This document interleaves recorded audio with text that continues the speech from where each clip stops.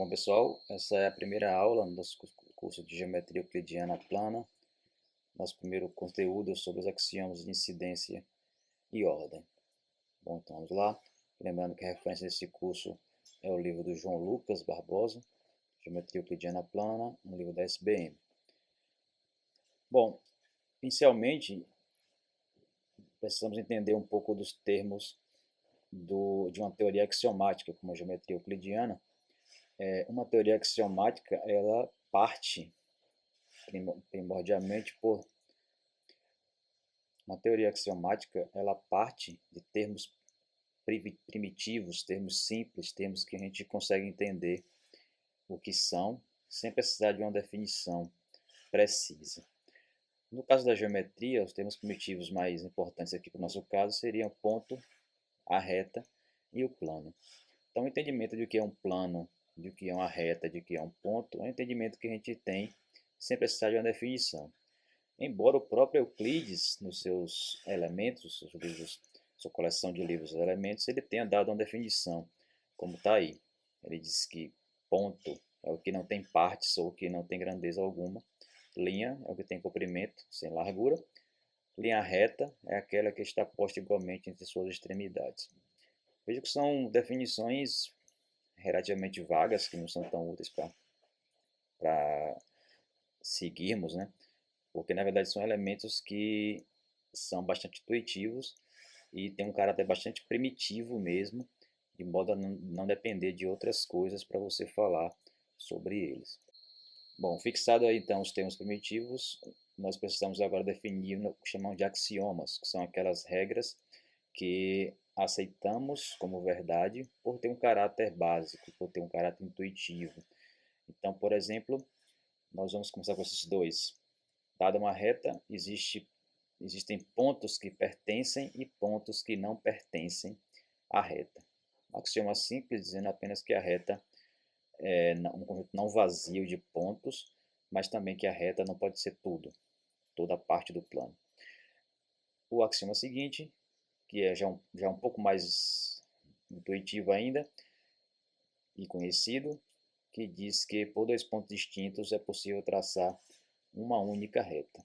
Então, isso quer dizer que uma reta pode estar definida por dois de seus pontos, dois pontos distintos de seus pontos. Ou, em outras palavras, dois pontos determinam uma única reta. Seguindo, vamos usar esses axiomas para falar dessa proposição.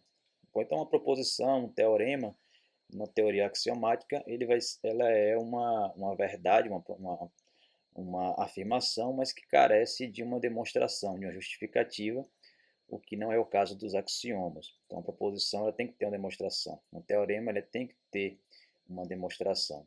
O que difere o termo proposição do termo teorema no contexto dos nossos livros didáticos da matemática, da cultura geral, digamos assim, é apenas a importância, digamos assim. Se o resultado ele é muito importante, ele vai ter muitas consequências, ele vai ter muitas aplicações, normalmente a gente chama de um teorema.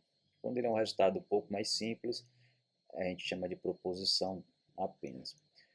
Então essa proposição diz: duas retas distintas se intersectam em no máximo um ponto.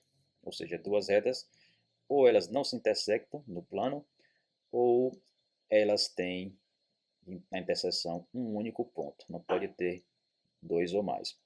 Bom, como é que a gente faz essa demonstração? Bom,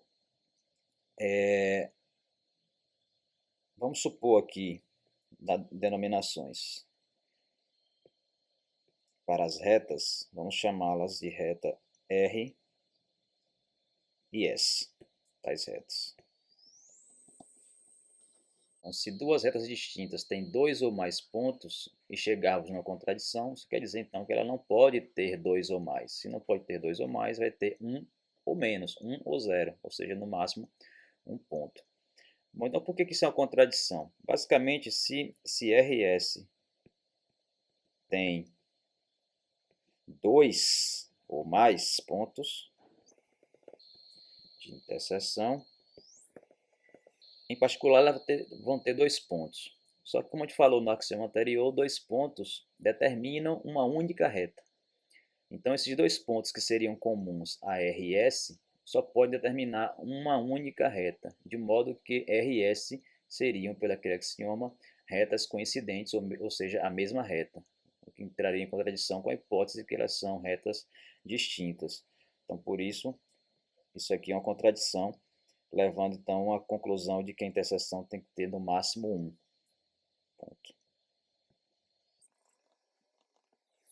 Seguindo, temos um outro axioma. Dados 3 pontos em uma reta, um e apenas um deles localiza-se entre os outros dois.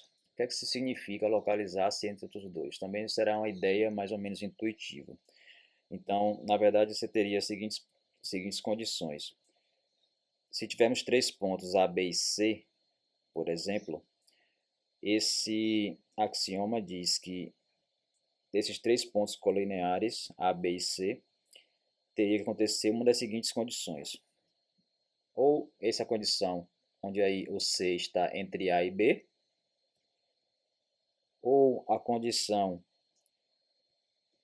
onde o ponto B está entre A e C, ou a condição onde o ponto A é que está entre B e C. Nessa ordem aqui é importante ressaltar que esta figurinha aqui, por exemplo, a gente está optando para escrever o A, depois o C, depois o B, da esquerda para a direita, mas tanto faz se você escrevesse o B antes, o C no meio e o A, porque a reta ela não tem uma direção, né? A reta é um conjunto de pontos, não tem uma direção, então tanto faz o A à esquerda ou à direita. Seguindo, temos uma definição, que é a definição de segmento. Dados 2 pontos, A e B,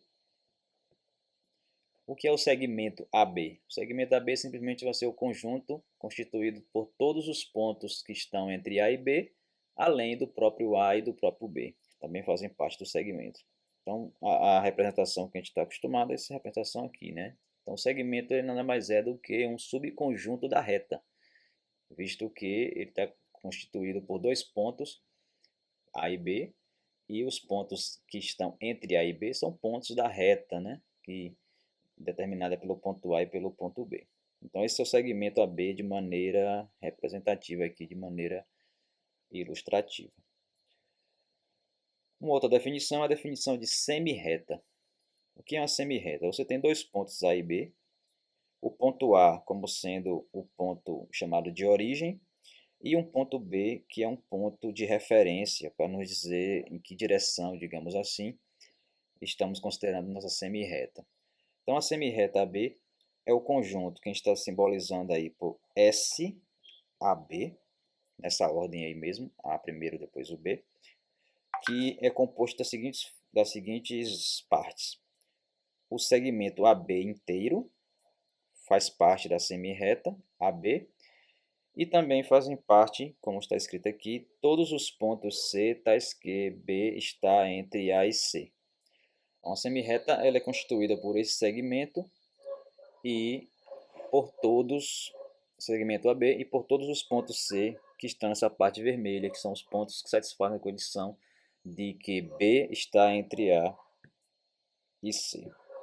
Então essa aqui é a semirreta. Semirreta é uma parte da reta, uma parte aqui de extensão infinita da reta. Neste caso aqui, o ponto A ele é chamado de origem da semirreta, e este ponto B aparece aqui apenas para dar uma direção para a semirreta, visto que poderíamos ter uma outra semirreta com origem A, indo aqui na minha figura, no caso para a esquerda, indo para cá. Vamos fazer uma proposição envolvendo semirretas, que diz que a união das semirretas AB com ABA, ou seja, com origem A em direção a B e com origem B em direção a A, se você unir essas duas semirretas, você na verdade vai estar determinando a reta que passa por A e por B, que segundo aquele axioma é uma única reta.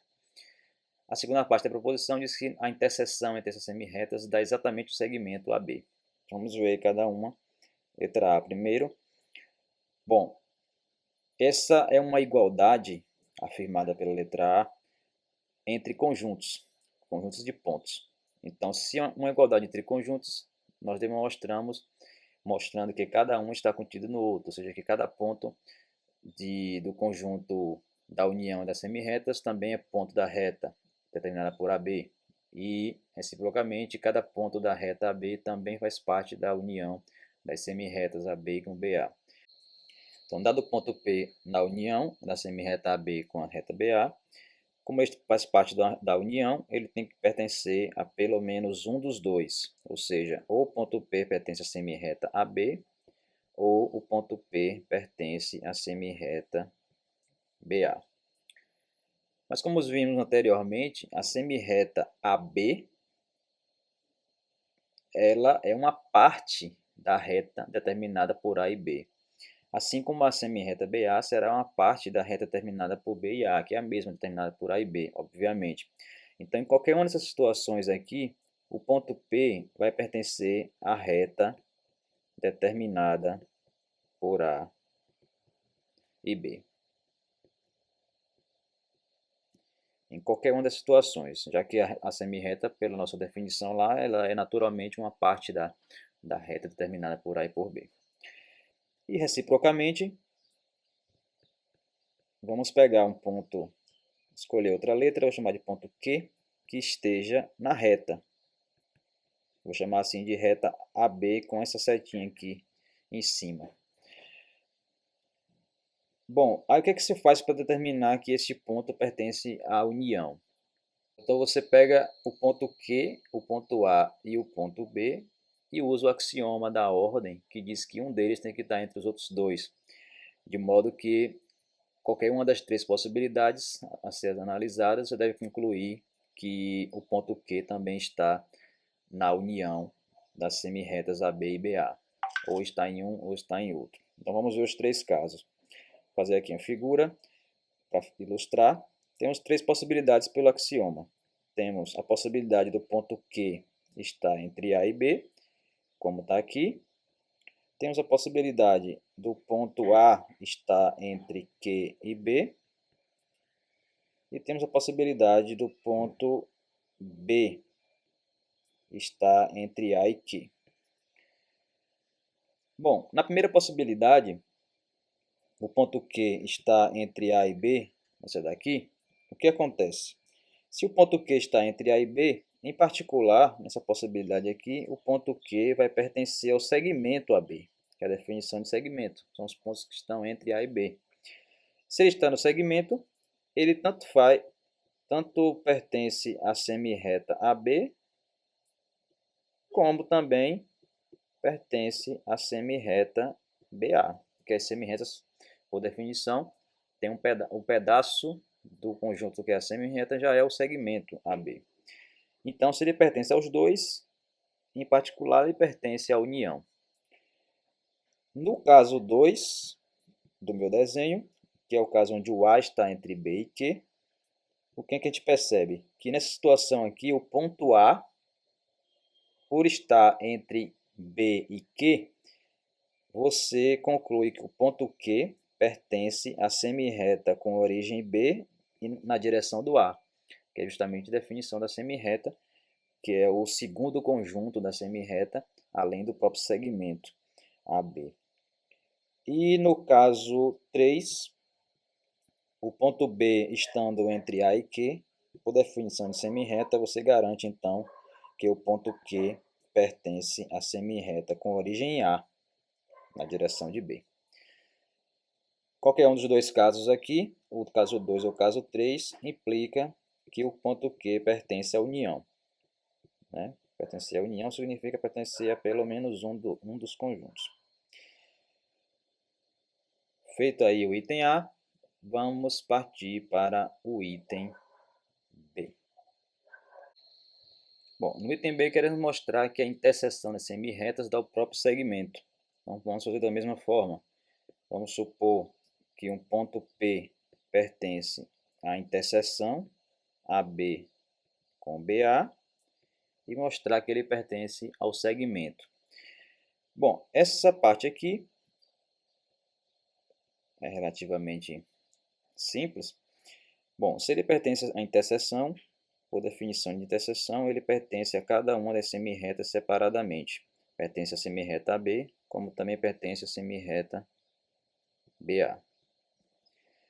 Se ele pertence à semirreta AB e pertence à semirreta BA, vamos olhar quais são as possibilidades de ordenação dos pontos A, B e P, segundo aquele axioma.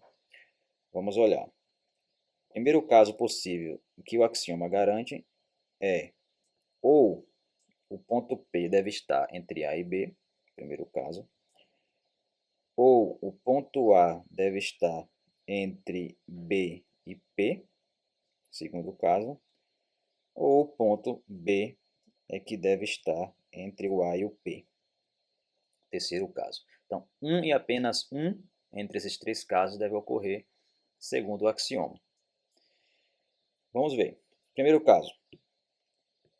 Se o ponto P está entre A e B, nada temos a fazer, porque aqui já está dizendo exatamente que o ponto P pertence ao segmento AB, que é justamente o que a gente precisava.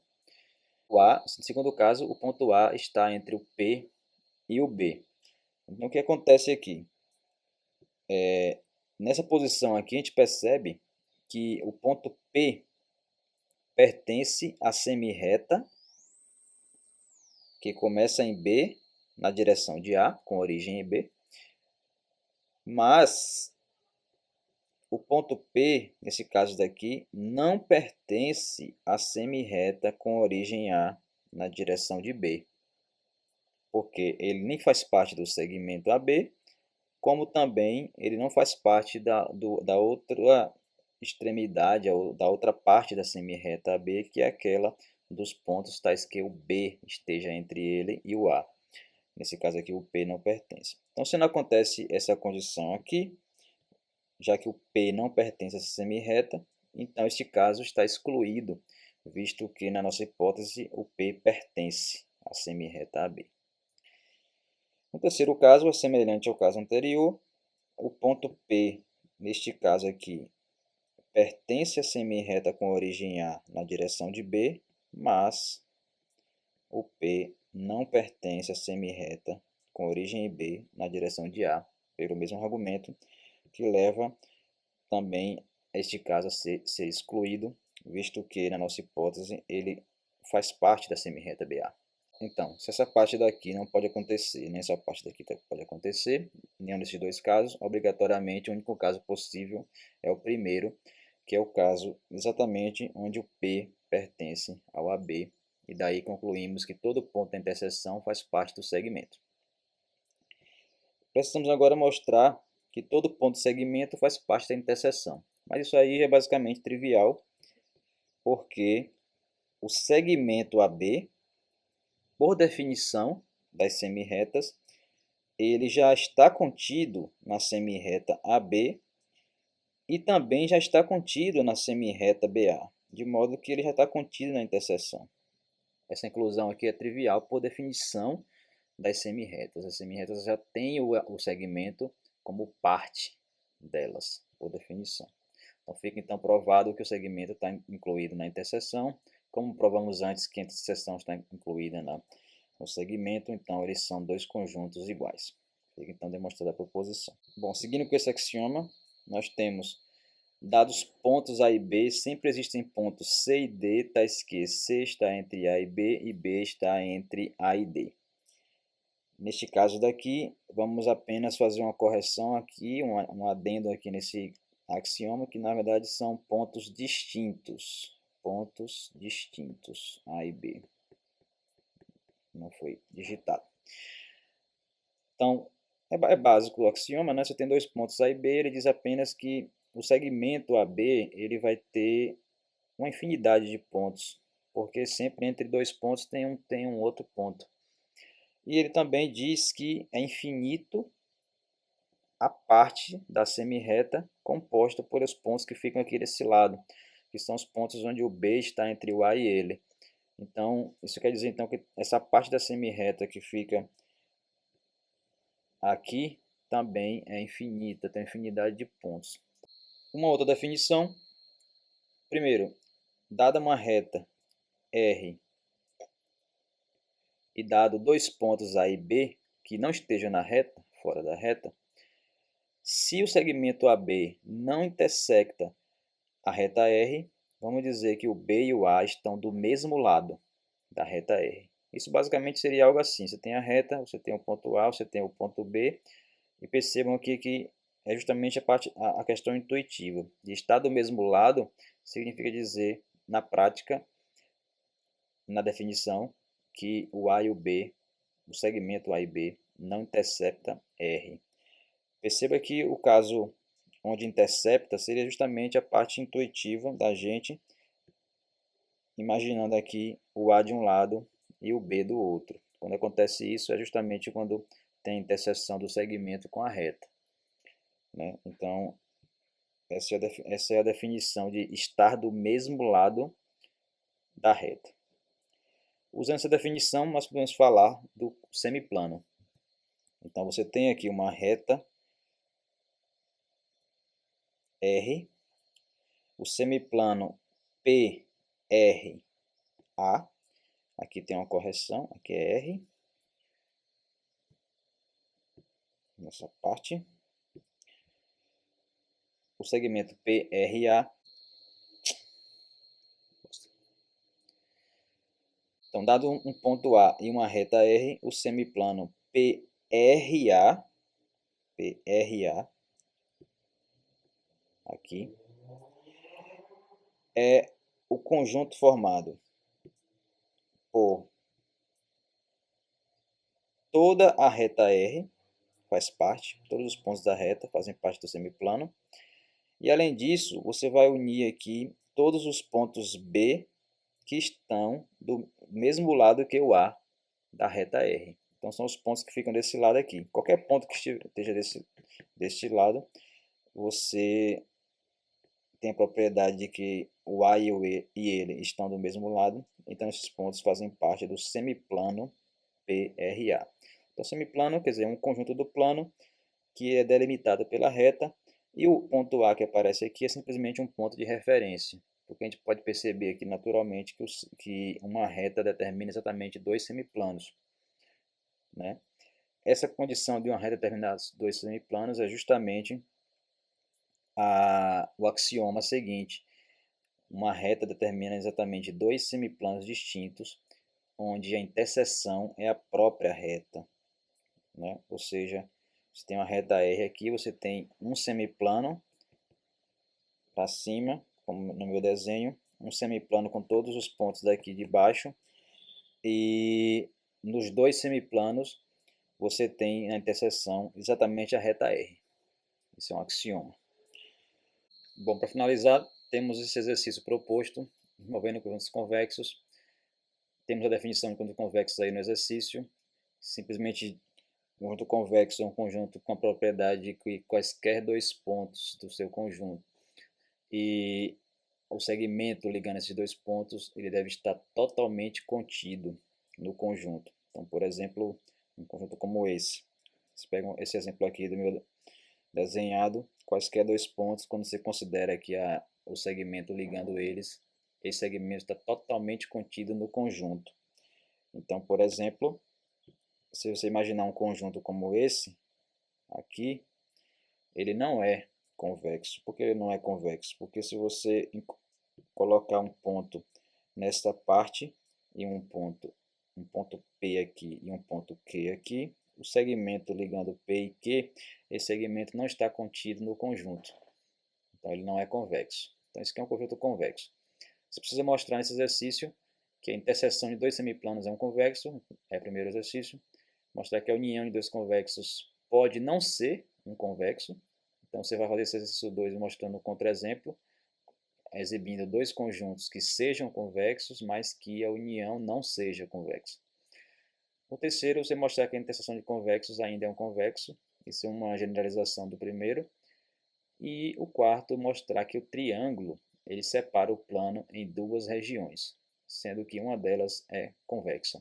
Então, na verdade, o que você vai fazer nesse exercício é descrever o triângulo como a interseção de convexos e usar o exercício 3, que diz que a interseção de convexos é convexo.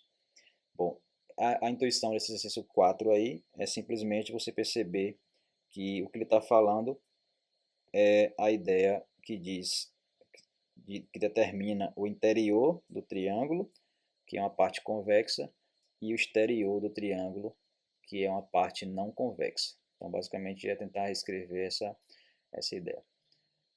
Bom, então isso finaliza a atividade da semana, né? Então, na próxima aula, a gente discute esses exercícios e tira as respectivas dúvidas.